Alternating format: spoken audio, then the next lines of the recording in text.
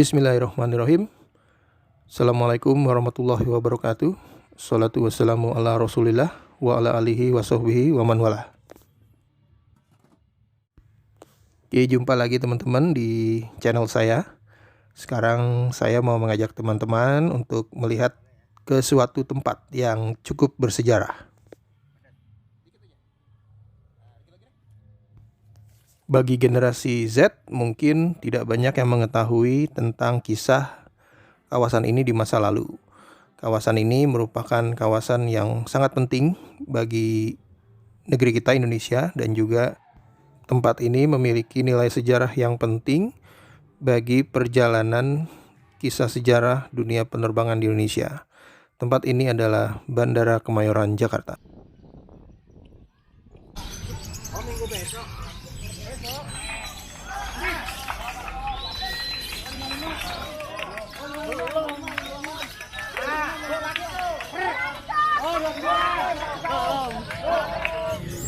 Burung apaan, Bang? Anis. Burung anis. Udah ikut lomba? Tadi kan habis ini naik ini. Tadi pertama udah naik. Saat ini saya berada di area parkiran terminal utama Bandara Kemayoran, Jakarta. Tempat ini sekarang terbengkalai begitu saja teman-teman, dan sering dimanfaatkan oleh masyarakat sekitar untuk kompetisi lomba burung kicau.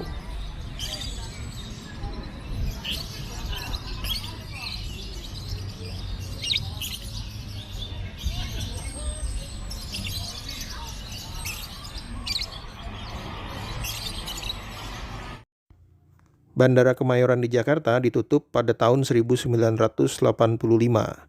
Semenjak itu, operasional penerbangan domestik yang ada di Bandara Kemayoran serta penerbangan internasional yang ada di Bandara Halim Perdana Kusuma dipindahkan ke bandara yang baru, yaitu Bandara Soekarno-Hatta yang diresmikan oleh Presiden Soeharto.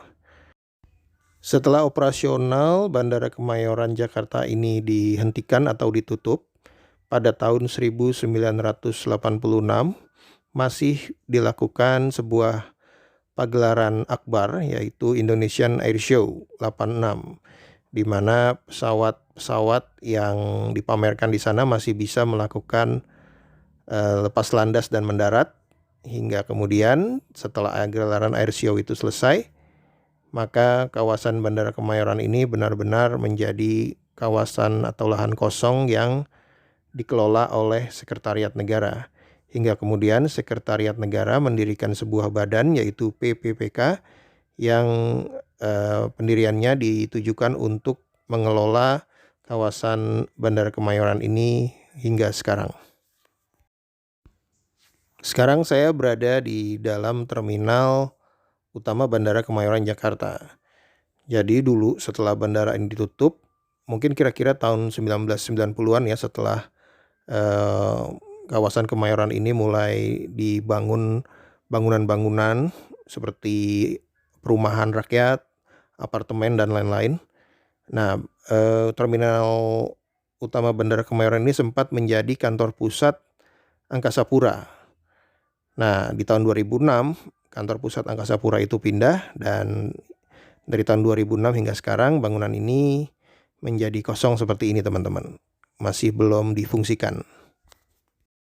Sekarang saya mau menuju ke area Waving Gallery atau anjungan pengantar, di mana area tersebut waktu terminal ini masih berfungsi sebagai bandara. Area Waving Gallery atau anjungan pengantar biasa digunakan oleh masyarakat untuk melihat pesawat dari dekat, dan juga para pengantar atau penjemput keluarga mereka yang berpergian menggunakan jasa transportasi udara itu bisa melihat langsung keluarga mereka itu naik atau turun dari pesawat. Nah, ini dia areanya. Dulu di depan kita ini adalah apron utama Bandara Kemayoran, Jakarta, di mana berbagai jenis pesawat parkir berjejer di depan kita ini.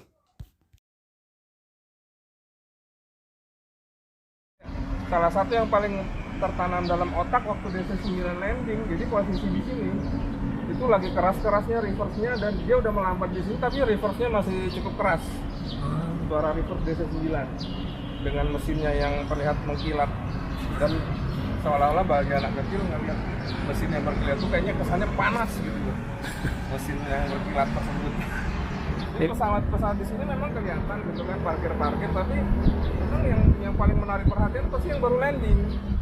Makanya begitu ngeliat jalanan ini langsung balik memorinya, lihat DC-9 di situ dengan reverse yang masih terbuka, dan makanya belum ditutup karena masih berisik. Reverse-nya masih si reverse itu masih berisik, tapi pesawatnya udah melambat. Ingat banget. Tadi ada kesaksian dari Pak Yongis yang merupakan saksi langsung di saat Bandara Kemayoran ini masih aktif beroperasi. Sekarang saya berada di dalam kokpit pesawat DC-9 milik Garuda Indonesian Airways dengan registrasi Papa Kilo Golf November Charlie yang berhasil dilestarikan oleh Garuda Indonesia. Dulu pesawat ini merupakan pesawat yang berhome base atau berpangkalan utama di Bandara Kemayoran, Jakarta.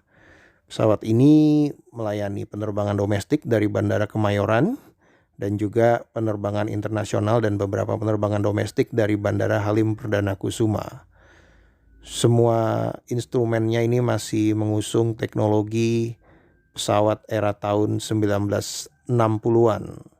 Dan alhamdulillah masih terjaga dengan baik hingga saat ini, tersimpan dengan sangat baik di hanggar GMF Bandara Soekarno-Hatta.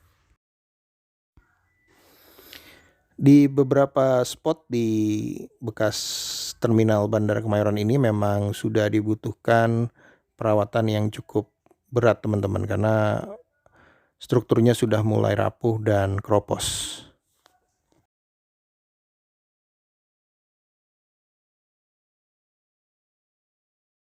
Ini ornamen khas era zaman dulu, mungkin 60 sampai 80.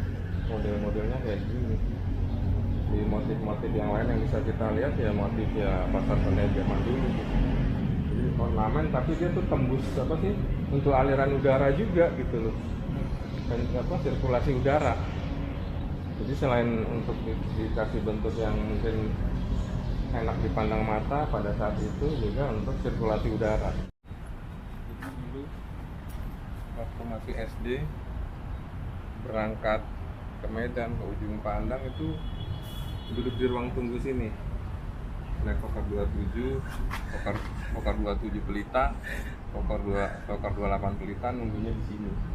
Nah di sini itu di ruang tunggu sini yang dilihat adalah posisi Fokker 28 yang Fokker 28 berjejer gitu, Fokker 28 merah. Ini menjelaskan kisah pada saat awal Cengkareng buka dan ini sudah ditutup.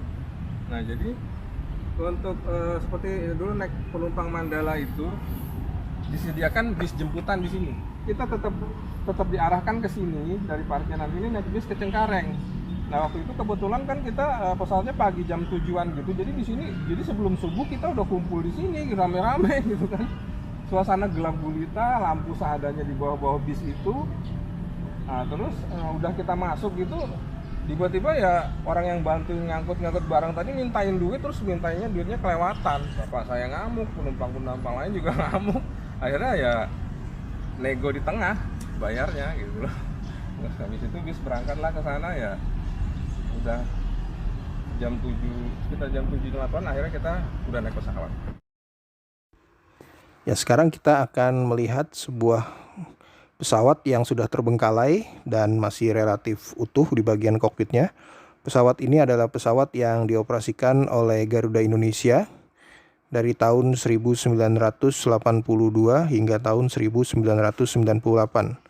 Jenis pesawat ini adalah pesawat Airbus 300 B4 seri FFCC.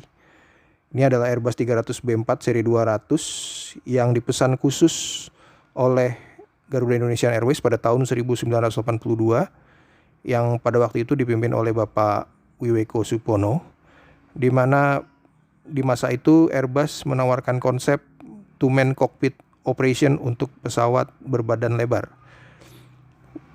Pada saat itu, pesawat Airbus 300B4 yang dioperasikan oleh maskapai-maskapai lain di dunia itu dioperasikan oleh 3 kru, yaitu kapten pilot, first officer, dan flight engineers.